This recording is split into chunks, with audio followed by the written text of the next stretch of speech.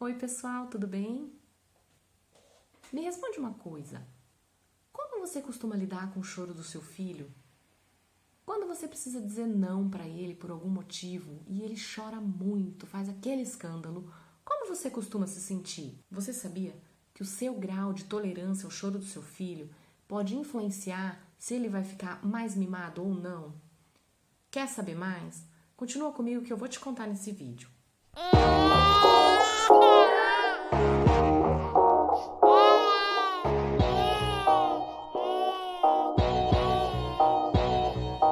Quando a criança é contrariada, quando alguma coisa que ela quer, ela não consegue, a forma dela de demonstrar isso é através do choro, é através do escândalo. Isso acontece porque, primeiro, a criança ela ainda não sabe falar, não sabe explicar em palavras o que ela está sentindo. Segundo, porque, mesmo que ela já saiba falar, ela não sabe explicar racionalmente o que ela sente. A frustração, a raiva, a tristeza. Então ela chora. É uma forma dela de demonstrar que ela está agoniada, que ela está com nó na garganta. Então, quando a gente diz não para a criança, quando a gente nega alguma coisa que ela quer, ela vai chorar. É normal que ela chore. Mas é aí que mora o perigo. Quando a gente realmente precisa falar não para a criança, por exemplo, quando é hora do almoço e ela pede um doce ou um biscoito e a gente precisa falar não para ela, quase sempre ela vai chorar muito intensamente, com muita intensidade, com muita emoção. Por quê? Ela não entende o conceito de que está quase na hora do almoço e agora não pode. Ela acha que ela vai ficar sem comer para a vida inteira. Ela não entende, ela não tem a noção de quantos são alguns minutos. E aí, se a gente não conseguir enxergar esse choro como legítimo, como realmente uma frustração autêntica da criança, e a gente ficar frustrado, irritado, achando que a criança está fazendo manha para provocar a chance da gente não conseguir tolerar esse choro, ela é muito grande. E aí, a chance da gente dar o que a criança quer na hora que ela chora vai aumentar muito. Quando a criança tem o que ela quer depois de um episódio de choro muito intenso, ela vai começar a associar que essa é a maneira dela conseguir as coisas. Essa é a maneira dela ter o que ela quer. E aí a gente tem o que eu chamei de criança mimada. É uma criança que não sabe lidar com a frustração, ela não sabe lidar com o não.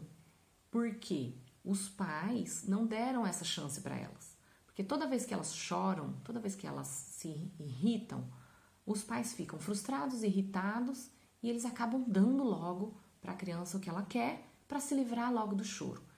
E para nós que somos pais de trigêmeos, essa é uma situação mais complicada ainda. Porque, em geral, quando eles estão dormindo, né, 2 dormem e 1 fica acordado. Esse que fica acordado, às vezes, também está irritado e começa a chorar, querendo coisas. E o que a gente faz? A gente morre de medo que os outros acordem. A gente acaba cedendo, a gente acaba dando as coisas para esse que está chorando, para os outros não acordarem. Então, a nossa chance, né, de estar criando alguém mimado, ela acaba sendo um pouco maior por conta disso também, que a gente tem, além de todas essas questões de lidar com a raiva, com a frustração, de se irritar com o choro, a gente não quer que os outros acordem. Agora, nessa pandemia, eu tô passando por uma situação muito complicada em relação a isso. Por quê? Na minha casa, o escritório onde o meu marido trabalha, ele fica bem no corredor que dá de frente para os quartos onde eles dormem. Eu e meu marido, ele tem uma tolerância baixa ao choro. E o que tem acontecido muitas vezes é que as crianças elas ficam pedindo ou a minha presença ou a presença do pai na hora de dormir.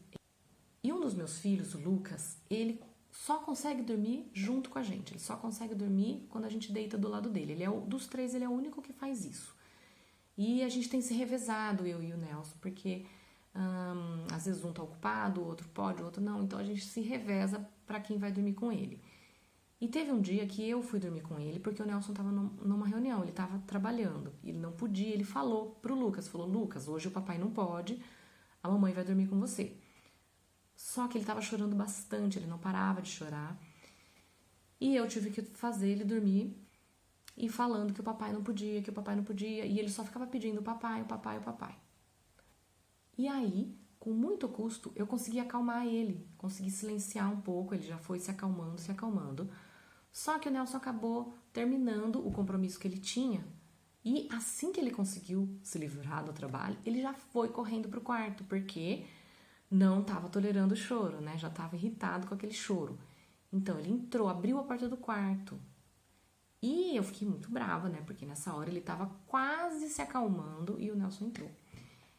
Quando o Lucas viu o pai dele, ele parou de chorar na hora, né? Porque ele estava dando um choramingo. Na hora que viu o pai, parou na hora. E o pai, então, deitou do lado dele e dormiu. Ele dormiu abraçado no pai e eu saí do quarto. E, lógico, depois eu dei uma bronca no Nelson. Falei, puxa vida, você não devia ter entrado lá, porque eu estava conseguindo fazer ele dormir, ele estava quase dormindo. Eu estava validando o choro dele, porque ele falava que queria o papai e eu já estava falando que o papai não ia poder, o papai não podia, o papai não podia. E bem naquela hora ele entrou e, tipo, agora o papai pode, sabe? Porque você chorou. Mas aí, passado alguns dias, a mesma situação. Só que dessa vez o Nelson estava realmente numa reunião muito importante e ele não pôde sair. Ele estava preso no computador, na mesa do trabalho. E eu, com o mesmo discurso, papai não pode, agora o papai não pode, agora o papai não pode, mas adivinha, né? Se ele se acalmou fácil, igual da outra vez. Não, porque ele lembrava daquela vez que o papai também não podia, só que o papai foi. Então, ele chorou com muito mais intensidade, com muito mais força do que da primeira vez. Ele demorou mais ou menos uns 40 minutos para eu conseguir acalmar ele, para ele dormir. Ele dormiu soluçando, dormiu de tanto chorar, né? Porque ele estava com a esperança de que ele ia conseguir que o pai fosse lá, se ele chorasse cada vez mais forte. A mensagem, então, que eu quero passar com esse vídeo é essa. Se a gente quer educar os nossos filhos de maneira positiva, ensiná-los a lidar com a frustração, lidar com os nãos da vida, a gente precisa tolerar o choro. A gente precisa entender o choro como uma manifestação genuína do sentimento, da agonia emocional que a criança sente naquele momento, e não como uma manipulação, como uma forma de atacar pessoalmente a gente. Na educação tradicional, o choro ele é visto como algo ruim na criança, né? Tenta-se evitar o choro a todo custo. Então, quando a criança chora, costuma-se dizer: ah, que feio chorar, para de chorar, você quer motivo para chorar de verdade? Né? Esse tipo de coisa, porque o choro ele é visto realmente como uma fraqueza, uma coisa ruim na criança. E os pais tentam evitar mesmo a qualquer custo. Mas na disciplina positiva, o choro ele é visto como uma manifestação de sentimento. Ele é visto como uma forma autêntica de demonstrar que a criança está contrariada. Porque a criança ela não é vista como um robozinho, alguma coisa inanimada que vai fazer tudo que os pais querem, né? A primeira coisa é validar e nomear a emoção que a criança está sentindo. Então, eu sei que você está triste, eu sei que você queria que o papai estivesse aqui, mas agora ele não pode porque ele está numa reunião. Mas a mamãe tá aqui, se você quiser, eu te abraço, eu te ajudo a lidar com esse choro, com essa tristeza.